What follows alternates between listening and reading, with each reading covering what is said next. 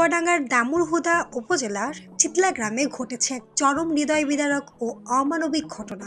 রাজমিস্ত্রি হারুনের মরদেহ দাফনের আগে আটকে রেখে আদায় করা হয়েছে সুদের টাকা। এই ঘটনায় স্থানীয়রা যেমন ক্ষোভ প্রকাশ করেছেন, তেমনি সামাজিক যোগাযোগ মাধ্যমেও নিন্দার ঝড় উঠেছে।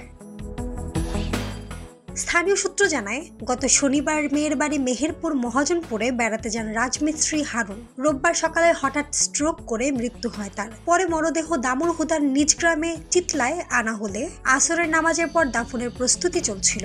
এই সময় লাশ গোছল করার মুহূর্তে প্রতিবেশী প্রয়াত মোহন আলীর স্ত্রী মর্জিনা খাতুন এসে দাবি করেন, হারুনের কাছে তার সুদের 15,000 টাকার পাওনা রয়েছে। টাকা পরিশোধ না করলে দাফন করতে দেওয়া হবে না বলে হুমকি দেন তিনি। ঘটনার আকস্মিকতায় শোকাহত পরিবার কিংকর্তব্য বিমূঢ় হয়ে পড়ে। মরদেহের পাশে দাঁড়িয়েই শুরু হয় টাকার জন্য তর্ক বিতর্ক।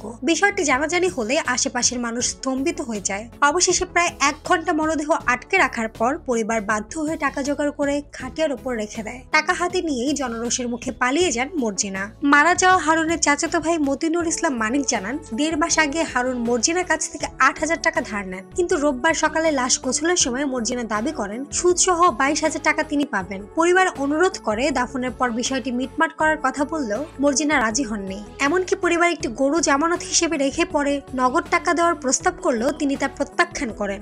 শেষ পর্যন্ত দর কষাকষি করে 15,000 টাকা পরিশোধ করতে হয় পরিবারকে।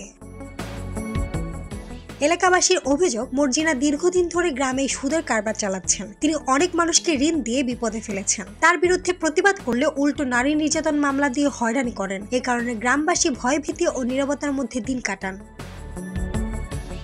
স্থানীয় ইউপি সদস্য আতিয়ার রহমান বলেন, মূল টাকা হারুন জীবিত থাকতেই পরিশোধ করেছিলেন। মৃত্যুর পর মরদেহ আটকে রেখে সুদের টাকা আদায় করা সমাজের চোখে ন্যাক্কারজনক, ঘৃণিত ও লজ্জাজনক কাজ। মর্জিনা দীর্ঘদিন ধরে সুদের ব্যবসার আড়ালে মানুষকে সর্বনাশ করে আসছেন। এই বিষয়ে দামুড়হুদা মডেল থানার ওসি হুমায়ুন কবির বলেন, এমন কোনো ঘটনার খবর আমাদের জানা নেই। তবে অভিযোগ পেলে তদন্ত করে অভিযুক্ত ব্যক্তির বিরুদ্ধে আইনত ব্যবস্থা নেওয়া হবে। মাহমুদ আঞ্জুম বৃষ্টি, ডেস্ক রিপোর্ট, কথা কম।